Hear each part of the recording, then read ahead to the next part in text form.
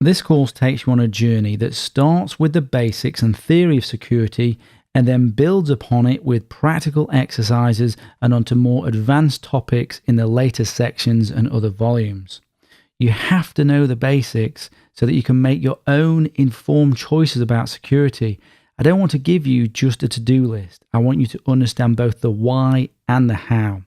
So we start with the theory and basics of security and then build on that later with practical exercises and onto more advanced topics.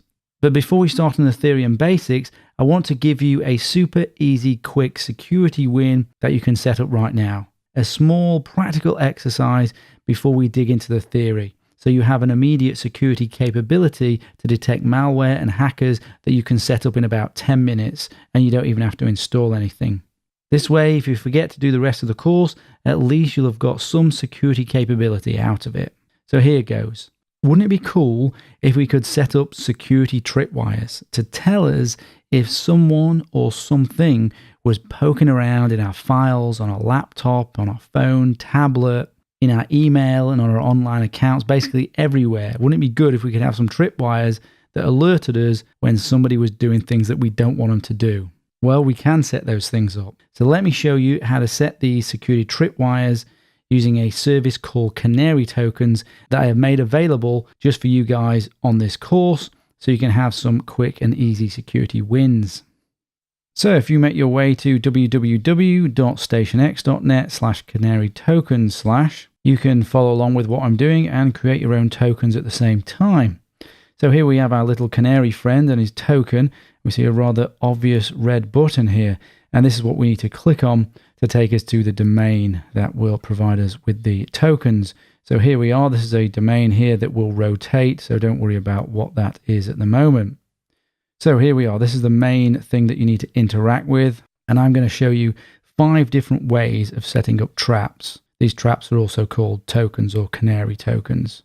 And we're going to keep it simple at the early stages of this course. So first thing we need to do is we need to put in an email address. Now this is the email address which you want to get sent alerts to. So this needs to be an email address that you monitor, i.e. it's like the email address that you have on your phone or something like that, so that you get notified immediately when there's a security problem. You don't want to set up a secondary email address that you never look at. That's pointless. It has to be an email address that you monitor. Even if you set up a new email address, as long as it's one that you monitor. So let me put one in here. So that's the email address I want to get sent alerts to. And then I need to put in here some sort of comment that lets me know which token, which trap has been triggered. So I'm going to put Word document in password folder on laptop. That's going to make more sense in a second. Ignore all this for now. Just have it on DNS and HTTPS and generate token. And if we go down here, the first one that I want you to look at is the MS Word token or trap. So what this has done is this has generated a unique Word document for you that we can download. So I'll give you a demo of it. So we'll download that now. And if you see this here, this is the Word document that we've just downloaded. Now if I click on that, and that's just opened up there, you can see a little timer's going on there in the background. Now you see there, we've been alerted. Now, anytime anyone opens this document, you're going to get alerted. It's a little trap. And this little trap should work on most operating systems, most versions of Word. There's no 100% guarantee that it's going to work on every system and with every version of Word. So if it doesn't work for you, then try one of the other tokens that I'm going to show you in a second. So let me close that. Now I've created another example here. You can change the file name of this document, by the way, to anything that you like. Make it enticing for someone to click on. If I open this one a second, just open this fully. Now in this one, I put valuable and juicy information in it that a hacker or other type of threat would be interested in finding. PayPal, usernames and passwords, stock trading information, social media accounts, etc., etc. Those are the sort of things that a threat is going to be searching for. If he's on your laptop, your device, your phone, within your email, he's going to be searching for keywords. And if you want an idea of the sort of things that you want to put in these traps, then I've put some examples here. We can see personal information, financial information, file hosting accounts. And if we go further down here, I provided an example file. I don't want you just to copy this, but you can use it as just an example of the sort of information. You can see social security numbers, credit card details. I've put them in the right sorts of formats, Bitcoin wallet IDs. You get the idea. So we can imagine now a hacker was snooping around in an area that we've specifically put aside just for the hacker to find. And we've put in that Word document and he's now clicked on it. And this is the alert we get. So we know he's snooping around. And not only do we know he's snooping around, we know what he's doing because we've set up that comment there. And if we click here, we can look to see where he's come from. We can track him down. And this provides further information on how he triggered the alert. But what is important is that you react to the alert. And later on in the course, we're going to talk more about response and recovery strategies as you get through to the more advanced sections.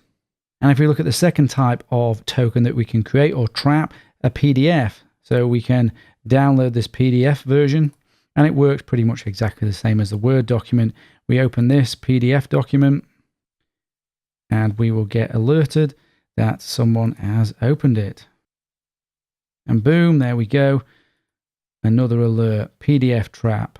So I think you're getting the idea now. So you want to sprinkle as many of these tokens, these traps, throughout your laptop, your phone, your tablet, in your email, on your online accounts.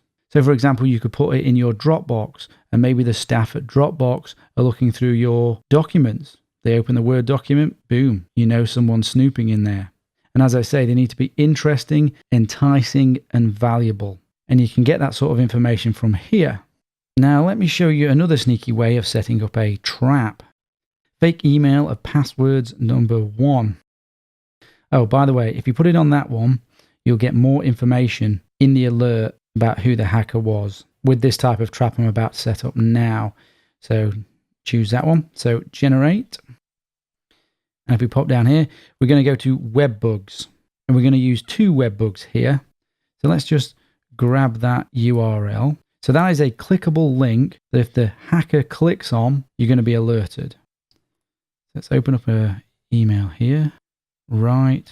Let's just pop that in there for now. Then we're going to send this to ourselves. We could send it from a different account, but all that matters is that the 2 email address is the account that you're wanting to be monitored. You're wanting to know if a hacker is in there. We need to create an enticing subject. And then just as an example for this one, I'm going to go here and I'm going to copy all of this stuff here into this email.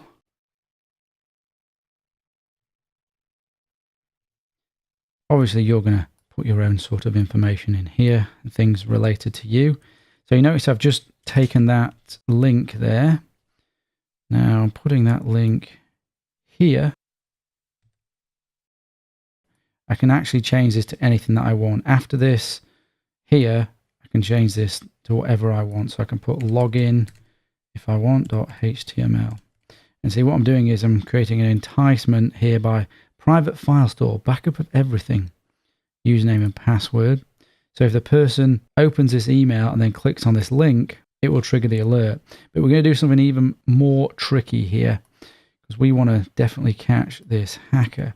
So within Thunderbird, there is a feature by which you can insert a link to an image. Now, we don't want to attach an image. We want to insert a link to an image. So if we go on insert an image and we unclick this, so we don't want it to attach, we go on there and then we can put image.gif. And you see, we're already alerted. That's how quick this service is. And we do not want to use any alternative text. Add that there. And you'll see, you can't see that image because that is a 1x1 pixel invisible GIF. And let me show you how this works. So we're going to send that to ourselves. So there we go. That's our little trap there. Now we can choose to open it, leave it as an open email, or we can leave it as an unopened email. But no matter what, if someone's in our email and they're searching for whatever it is that they want to be searching for, maybe they're interested in PayPal accounts, well, there we go. That comes up. They're searching for bank information, credit card information. That's going to come up. And all they need to do is just open it They don't even need to click on a link. Boom. Caught them. You know they're poking around in there. But let's say that doesn't work for whatever reason. It should. Then there's still things like that to entice them. Click on that. Boom. Caught them again. Now, in order for us to have inserted that image, I went on this, insert image. Now, you may not have this functionality available in the email client that you use. It may not even be available to do this. But it doesn't matter. You can still download Thunderbird if you like. It's free. And just send an email or emails using Thunderbird just for this one task if you can't work out how to embed that invisible web bug into your email. So as I said, you want to sprinkle these tokens throughout your laptop, on your laptop, phone, tablet, in your email, in your accounts, make them enticing, make them valuable. And then when you get an alert, respond to that alert. And respond in the ways that I recommend throughout this course, changing your password and other such sort of things, disconnecting from the network. So there you go, that's your security quick win. Go ahead and set those up right now. You will have, after you set this up, better security detection capabilities than most companies do. You might not believe that if you're not in the security industry, but that is a sad and true analysis of the state of most organizations' detection capabilities. Just think of Edward Snowden. He was poking around in the NSA for months as an insider threat, and nothing like this alerted the NSA. Pretty crazy.